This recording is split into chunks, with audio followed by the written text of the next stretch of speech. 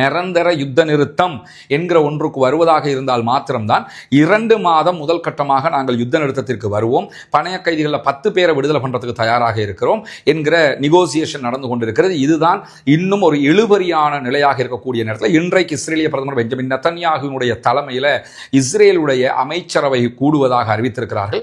இது தொடர்பாக பேசுவதாகவும் சொல்லி இருக்கிறார்கள். இந்த மாதிரியான ஒரு சூழல் தான் கிட்டத்தட்ட 1.5 மில்லியன் 15 லட்சம் பேர் நம்ம உயிரோடு வாழுகிற காலத்துல இப்படி ஒரு அழிவு நம்முடைய கண்ணுக்கு முன்னால் நடக்க, உணவில்லாமல் செத்து மடிந்து கொண்டிருக்கிறார்கள் நம்முடைய உறவுகள், அப்பாவி சகோதரர்கள்.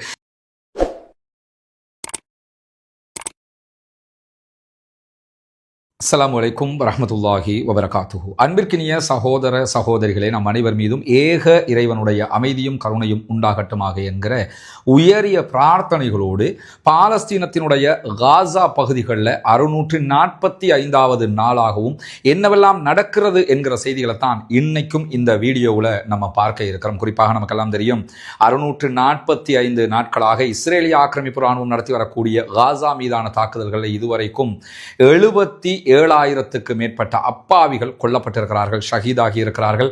1,37,000க்கு மேற்பட்டவர்கள் படுகாயம் அடைந்திருக்கிறார்கள், உடல் ஊனமுற்றவர்களாக மாறியிருக்கிறார்கள். தங்களால் எந்த விதமான பணியையும் செய்ய முடியாத ஒரு இக்கட்டுக்கு அவர்கள் தள்ளப்பட்டிருக்கிறார்கள். இந்த மாதிரியான ஒரு சூழல்ல இன்றைய நாளிலும் பலவிதமான தாக்குதல்களை இஸ்ரேலிய ஆக்கிரமிப்பு ராணுவம் காசாவுக்குள்ள நடத்தி இருக்கிறார்கள். குறிப்பாக இன்றைக்கு இஸ்ரேல் நடத்தி இருக்கக்கூடிய தாக்குதல்களில் 82 அப்பாவிகள் கொல்லப்பட்டிருக்கிறார்கள், ஷஹீதாகி இருக்கிறார். அதே நேரத்தில் 34 பேர் இதிலே உணவு எடுப்பதற்காக சென்றவர்கள் என்பதுதான் மிக மிக வருத்தத்திற்குரிய கவலைக்குரிய நிகழ்வாக இருக்கிறது. 82 பேர் கொல்லப்படுறதுங்கிறது நம்ம சாதாரணமாக கடந்து போகிற ஒரு விவகாரம் கிடையாது, ஒரு சின்ன விஷயமும் கிடையாது.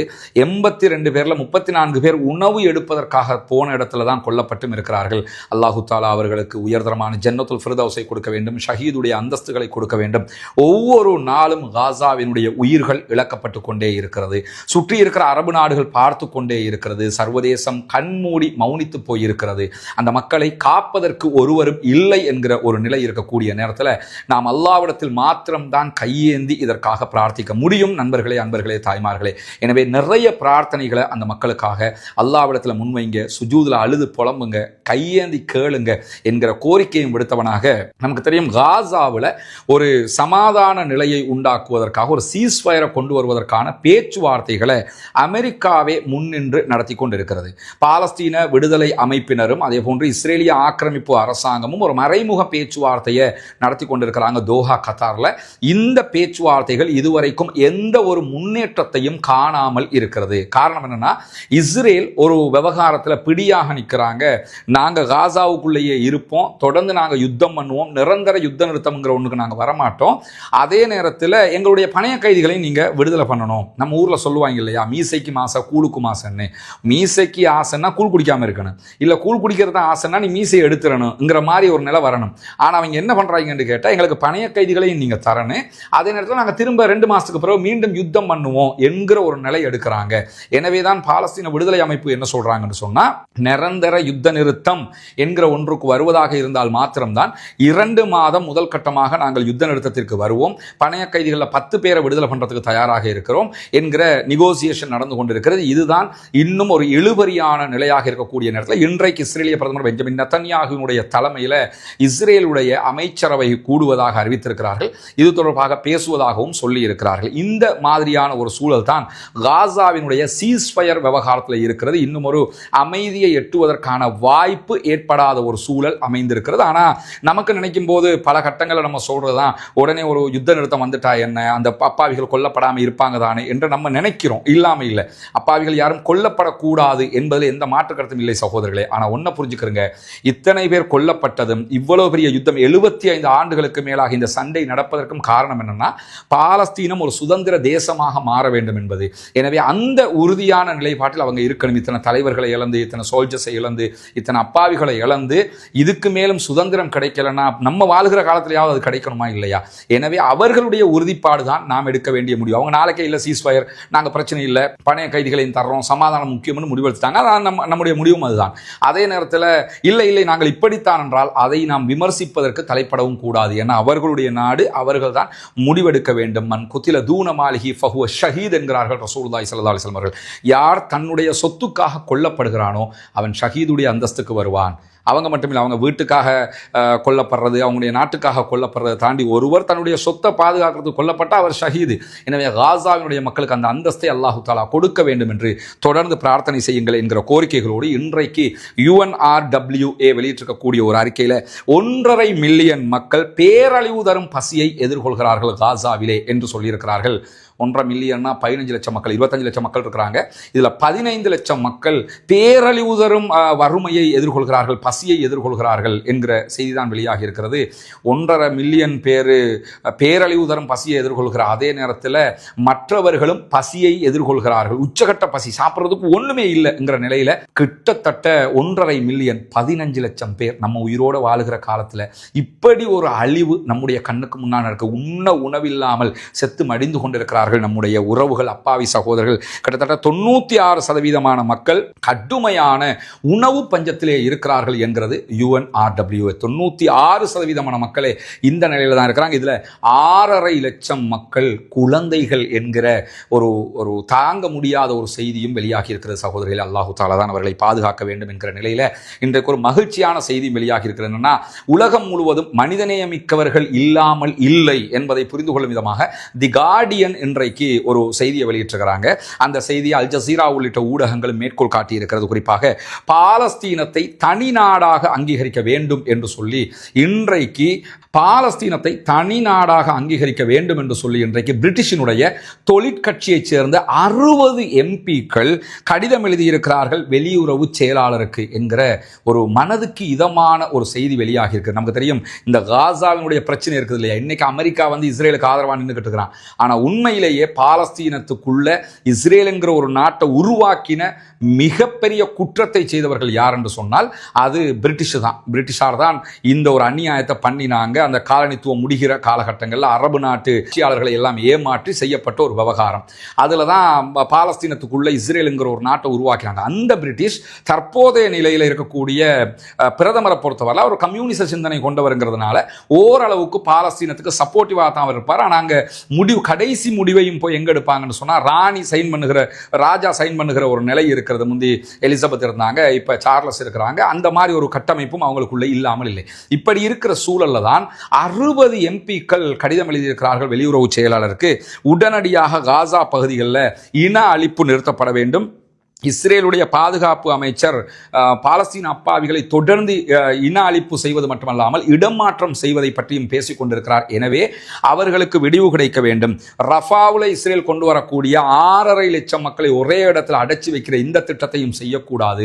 எனவே பாலஸ்தீனத்தை தனி நாடாக அங்கீகரிக்க வேண்டும், இதற்கு ஏற்பாடு செய்யுங்க அப்படின்னு சொல்லி இன்றைக்கு கட்சியினுடைய 60 MPக்கள், ஒருத்தர் 2 பேர் கிடையாது, 60 MPக்கள் கையெழுத்திட்டு அறிவித்திருக்கிறார்கள் என்கிற செய்திகளை நம்ம பார்க்க முடிகிற அதே நேரத்தில் இன்றைய நாளும் இஸ்ரேலிய ஆக்கிரமிப்பு ராணுவம் ஒரு அறிக்கையை வெளியிட்டிருக்கிறார்கள். அதில் அவங்க என்ன சொல்றாங்க, CNNக்கு இஸ்ரேல் ராணுவத்தினுடைய நடவடிக்கை தலைவர் வெளியிட்டிருக்கக்கூடிய அறிக்கையில் என்ன சொல்றாருன்னு கேட்டா, பாலஸ்தீன விடுதலை ராணுவம் நம்முடைய போர் பலவீனங்களை அடிப்படையாக கொண்டு மிக துல்லியமாக செயல்பட்டு வருகிறது. ஏன்னா இந்த நம்ம திரும்ப சொல்றதுதான், இந்த ஈரான் இஸ்ரேல் வார் ஏற்பட்டுச்சா இல்லையா, இந்த சமயத்தில் ஏதோ ஒன்று நடந்திருக்குது, அது மட்டும் தெரியுது. அவங்களுக்கு ஏதோ ஒன்றும் வெப்பன்ஸ் உள்ள வந்திருக்கிறது, அல்லது தேவையான பொருட்கள் உள்ள வந்திருக்கிறது, அல்லது அவங்களோட கட்டமைப்பை இருக்கிறத வச்சு மிகச்சரியாக அமைத்துக் கொண்டிருக்கிறார்கள் என்பது தெளிவாக தெரிகிறது. அந்த அடிப்படையில் இன்றைக்கு இஸ்ரேல் விடுத்திருக்கக்கூடிய அறிக்கையில் என்ன சொல்றாங்கன்னா, பாலஸ்தீன விடுதலை அமைப்பு இஸ்ரேல் ராணுவத்தினுடைய பலவீனங்களை அடிப்படையாக கொண்டு சிறப்பாக செயல்பட்டு வருகிறது. குறிப்பாக நம்முடைய பலவீனம் அவர்களுக்கு நன்மையாக மாறிவிடுகிறது. பாலஸ்தீன விடுதலை ராணுவத்தினுடைய யுத்தத்தை பொறுத்தவரையில் இஸ்ரேல் ராணுவத்தினுடைய எல்லா பலவீனங்களும் அவர்களுக்கு தெரிந்திருக்கிறது. நம்ம விட்டுட்டு போற குண்டு குண்டுகளைத்தான் பெரும்பாலும் நமக்கு எதிராக பல கட்டங்கள் அவங்க பயன்படுத்துகிறாங்க. இது ஆரம்பத்தில் நம்முடைய ஆரம்ப வீடியோக்களை பார்த்தவங்களுக்கு தெரியும். அதாவது பாலஸ்தீன விடுதலை அமைப்பிட்ட இருக்கக்கூடிய ஒரு முக்கியமான திறமை என்னன்னு சொன்னால், அவர்களில் 200க்கும் மேற்பட்ட இன்ஜினியர்ஸ், இந்த வெப்பன் சம்பந்தப்பட்ட இன்ஜினியர்ஸ் ஹாஃபிதுகள் 30 ஜுஸுகளையும் மனநமிட்டவர்கள் என்பது ஒரு ஹைலைட்டடான விஷயம். ரெண்டாவது, இவங்க அத்தனை பேரும் பெரும்பாலும் செய்கிற வேலை என்னன்னா இன்ஜினியரிங் அல்ல, ரிவர்ஸ் இன்ஜினியரிங். ரிவர்ஸ் இன்ஜினியரிங் நான் என்னன்னு சொன்னால், ஒரு தயாரிக்கப்பட்ட ஒரு முழுமையான பொருளை எடுத்து அதை அசம்பிள் பண்ணி அதை எப்படி செஞ்சிருக்கிறாங்கன்னு சொல்லி அதில் சில மாற்றங்களை செஞ்சு அவங்க செய்கிறது. உதாரணமாக சைனாக்காரன் ஜப்பான்காரன் அழகான ஒரு வெஹிக்கிளை செய்வான், அது அப்படி அச்சு அசலா ஃபோட்டோ காப்பி ஜெராக்ஸ் மாதிரி செஞ்சு வச்சிருவானா இல்லையா? உதாரணமாக ஐஃபோனுடைய ஆப்பிள் ஸ்டோர் துபாயில் இருக்குது, இந்தியாவில் கூட கிடையாது, அதே மாதிரி ஸ்ரீலங்காவில் எங்கேயுமே கிடையாது. அவங்க ஆப்பிள் ஸ்டோர் ஒவ்வொரு ஏரியாவுக்கும் கொடுப்பாங்க. அண்மையில் சைனாவில் 500க்கும் மேற்பட்ட ஆப்பிள் ஸ்டோரை கண்டுபிடிச்சு மூடினாங்க. காரணம் என்னென்னு கேட்டால், ஆப்பிள் ஸ்டோரையே ஃபேக்காக செய்யக்கூடிய ஒரு வேலையை அவங்க செஞ்சுருந்தாங்க. இது அந்த ஒரு ஸ்டோரை செய்கிறது, அது இல்லாமல் ஒரு செல்ஃபோன் இருக்குது, அதை எடுத்து அதில் எப்படியெல்லாம் செஞ்சுருக்கிறாங்கிறத பார்த்து சில மாற்றங்களை செஞ்சு அவங்க ஒன்று செய்கிறதுக்கு பேர் ரிவர்ஸ் இன்ஜினியரிங்னு சொல்லுவாங்க. இந்த ரிவர்ஸ் இன்ஜினியரிங்கை தான் இஸ்ரேல் விட்டுட்டு போற வெடிக்காத குண்டுகள் இருக்குதா இல்லையா, அதை எடுத்து இவங்க தயாரிச்சு இவங்க ஒரு புதுவிதமான ஆயுதமாக அதை மாற்றுகிறார்கள். இப்படி என்ன பண்றாங்கன்னு கேட்டா, எங்களுக்கு எதிரான தாக்குதல்களை உச்சமாக நடத்தி கொண்டிருக்கிறார்கள் என்று இன்றைக்கு இஸ்ரேலிய ஆக்கிரமிப்பு ராணுவம் வெளியிட்டிருக்கக்கூடிய செய்தியில சொல்லியிருக்கிறது மட்டுமல்லாம, கான் யூனிஸ்ல இஸ்ரேலிய ஆக்கிரமிப்பு ராணுவத்தினுடைய வெஹிக்கிளை இலக்கு வைத்து பாலஸ்தீன விடுதலை அமைப்பினுடைய துணை ராணுவ குழு உச்சகட்ட தாக்குதல் ஒன்றை நடத்தி இருக்கிறது. அதற்குள் இருந்து அத்தனை பேரும் கொல்லப்பட்டிருப்பதாகவும், இது மெர்காவா டேங்க் கிடையாதுங்க, இது ஆட்களை ஏற்றிக்கிட்டு வரக்கூடிய ஒரு வெஹிக்கிள். கிட்டத்தட்ட 5 பேர் அல்லது 6 பேர் இதில் இருந்திருக்கிறதுக்கு வாய்ப்பு இருக்கிறது.